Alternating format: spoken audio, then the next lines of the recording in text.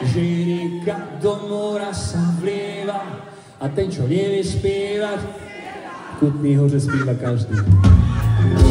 Čím to je, že mladí netúžia byť múdri a ženy ukryté sú fúdri. Trúfate si sami Kutná Hora? Povie, možnosť ľudí.